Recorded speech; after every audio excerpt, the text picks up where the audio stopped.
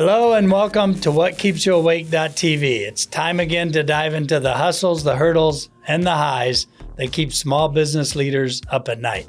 I'm your host, David Hooser, and again excited to welcome back today's guest, Allan Draper. Allan, as we mentioned, is a serial entrepreneur, investor, business coach. He's an author now, and that's what we're going to dive into, a little bit more on your book called Pack Your Lunch. So with that, we'll jump into our second episode with Allan. Awesome. Let's do it. So tell me a little bit about the book, the genesis. We like to talk about the journey here. So you've done so many things.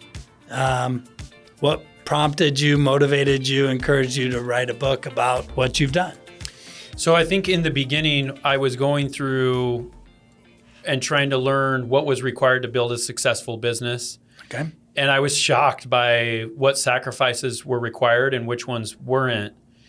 And I thought it was really unique to my situation. And then I started another business and I went through all of them again. And I realized, okay, this cycle repeats. Yeah, there's a cycle to this. There's a pattern here. And I was shocked the first time. And then I was kind of shocked the second. And then I did it again and again and again. Right. And I'm like, okay, there's this pattern. And so I need to get this message out to people that haven't started a business, so that for a couple of reasons. Number one, so they can kind of see around the corner some of the things that are going to be required.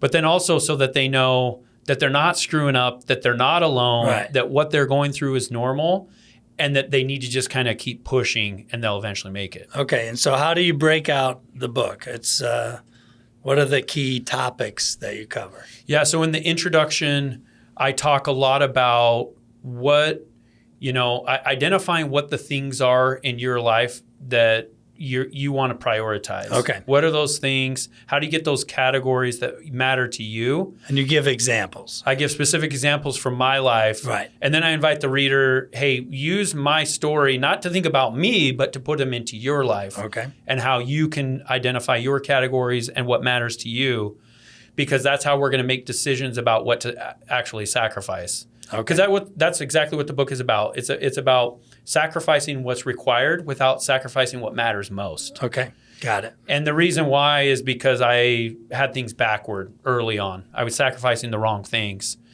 And you gave the example of giving up time with family specifically for certain business activities that maybe didn't have the biggest return. Yeah, exactly. Okay. Yeah, and for me, it was like I wanted to share this message. I wanted people to know, like, hey, it's, something's required. Right. Right. So it was kind of this double-edged sword. It's one like, hey, it's not what you think is required, but then also something's required, because, and I mentioned this before, like we live in this Instagram era. Yeah. And it's like, people think that businesses just naturally scale and collect money. Yeah, and it's, one of the sacrifices that you have to make that I talk about, an entire chapter is dedicated to, you have to be willing to go through this feeling of being completely alone. Right. And when you start a business, you're so excited and you think people are going to be banging down your door because they're so interested and it's going to affect their life so much. Right. You hang a shingle, you open your doors, and you realize that nobody cares. And until that moment, you don't realize half of your peers fail in that first year. Exactly. So I walk through the 13 sacrifices after I kind of go through the priorities. And the first one that you sacrifice is, the first chapter after the intro is there will be risk. And so we go through this analysis of what risk really is. All right. Because we always think that there's risk only in doing something. Right. There's a risk in getting on the roller coaster. There's not a risk in getting in not riding. Staying off. Right. And it's like, no, there is. There definitely is. Because of this experience that you can have on this roller coaster. Right. It's a good and obviously time. That's like kind of a juvenile example. Right. Versus starting a family. Like being a parent is one of the greatest risks. That is. Who can rip your heart out of your chest like your children? In a moment. And so it's like, but because of that risk, am I not going to do it? And so that's what the first non-introduction chapter is all about, kind of setting the table for the risks that follow. Is you assess or you account for the fact that there's risk, financial risk. You could fail, and the money you spend and the even more importantly, time you spend could basically be for nothing beyond that particular startup era phase. But the risk, because of your personality, if you did it, if you're even thinking about starting your business, you have entrepreneurial tendencies and traits. Yeah. So the risk of not being yourself, of not, being who you are, is probably because you might beat yourself up more than you lose 50 grand. Okay, you can make 50 grand back, but if you lose who you are, that's never coming back. Yeah. So I get what you're saying. It makes sense. And our audience, they're all risk takers, in one way or another. Not necessarily Vegas style risk takers, but some level of risk if they're thinking about being an entrepreneur. So yeah, and the thing is that when you have this idea, and I talk about this in the book, you can't ever go back to neutral ground. Yeah, right. So right. once you're like, hey, I want to be a D1 basketball player. You can't ever go back to where you were before you had that thought. And what I mean by that is you're either going to live with some form of regret if you don't go after it, right, or whatever, right? You can't go back to neutral. And we need to keep that in mind when we're assessing risk. Right. Because, they did the surveys with the people that were on their deathbeds, and people regretted much more the things they didn't do than the things they did do and screwed up. So I had a good example of that. 70-year-old gentleman who came to my online high school to get his high school diploma. After all these years, he had dropped out, and he said, all the things I've done, business success, family, and all, that's my one regret. I dropped out of high school. I didn't finish. So, interesting point in his life. And he went on. He made, a path that was a successful one without that achievement, but he never let it go. And I think that's the point you're making. You never let that go. Yeah, that's incredible. I mean, and Tony Robbins said that our highest form of motivation in this life is us living consistent with who we believe we are. Yeah. So this gentleman, he's like, hey, I'm a high school graduate. I don't have my degree yet, but I'm a high school graduate. I'm not going to stop, even if it's at 70 to get it. So that's incredible. So after assessing the risk, what's the next sacrifice or part of the book? Yeah, so we go through lots of different stuff. You mentioned financial sacrifice. I remember I was sitting in my law firm before I quit my job, and I had something really frustrating happen to me, and I can't remember exactly what it was. Something probably with a judge or an opposing party. And I remember thinking, I can't wait till I start my business because I'm immediately going to have more money and more time. And I started my business, and I had less of both of them. Both. That's right. And so the financial risk is there, obviously, right, where it's like, and it's a reason why people start business, and it's not a bad reason. It's not a bad reason. You can make a lot of money in business. Right. I can testify of that, but it's you're putting yourself out there, and it's not guaranteed. So, and the way that I've scaled businesses is bootstrapping. I haven't really leveraged a lot of businesses. And so early on, I was one of the highest paid first year attorneys in the Phoenix area. Right.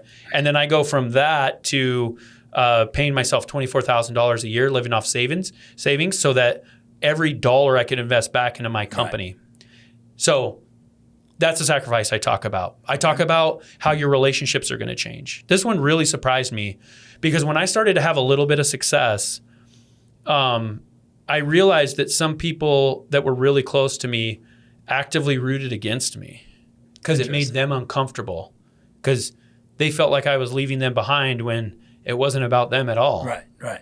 So, there's quite a few things that, we go through, and just trying to bring attention to them so that when they happen to the entrepreneur, they're like, and somebody that's already started a business, they're going to be able to identify and resonate with each one. Okay.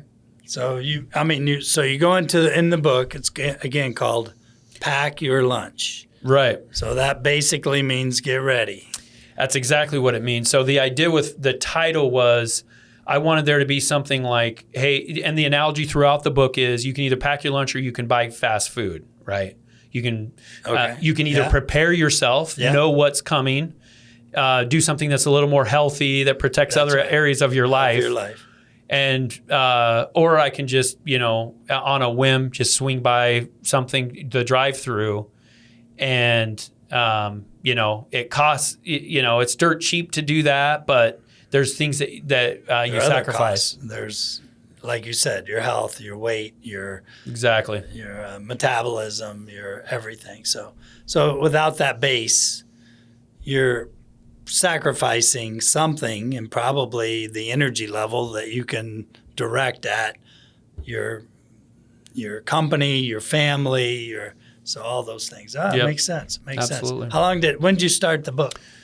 Oh man, I started writing it, I think about 2 years ago. So it released officially on August 5th. Oh, just brand new. Yeah. So it just released. So we'll find a copy online, right? And we'll throw on that Amazon into the podcast so the audience can find it. Awesome. Yeah, it was its first week out. It was a bestseller in entrepreneurship and leadership. Wow. In 3 categories. I think I can't remember what the other one was. And we did some marketing to make that happen. For sure, that would be awesome.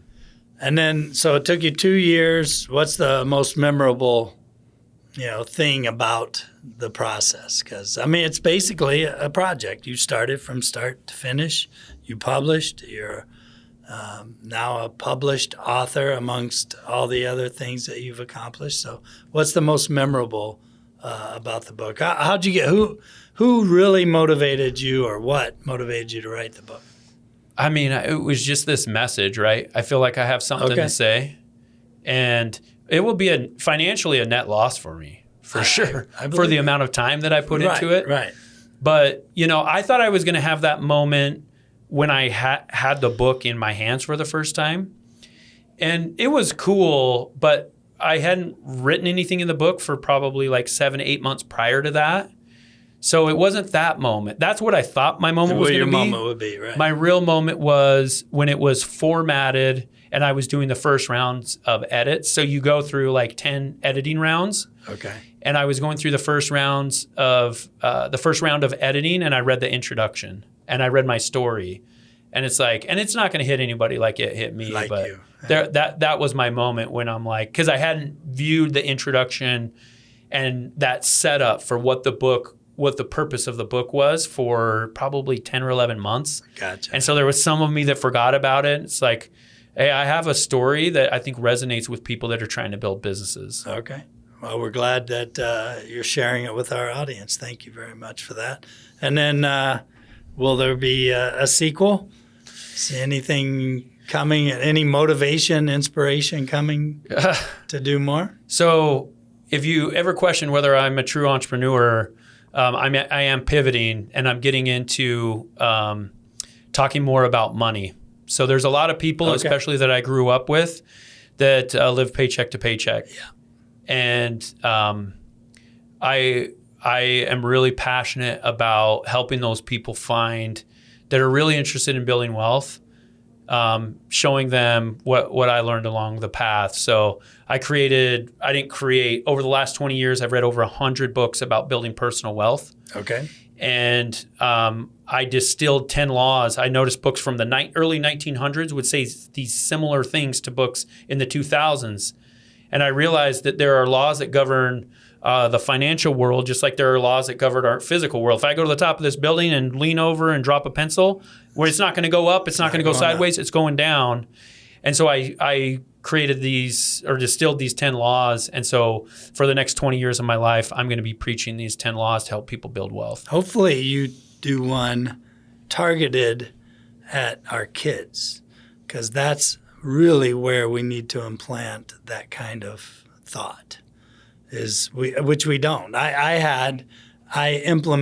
We created a course on finance for junior high and high school kids as an elective, because we had the ability to fill our electives, credits anyway, that warranted a full semester-based course.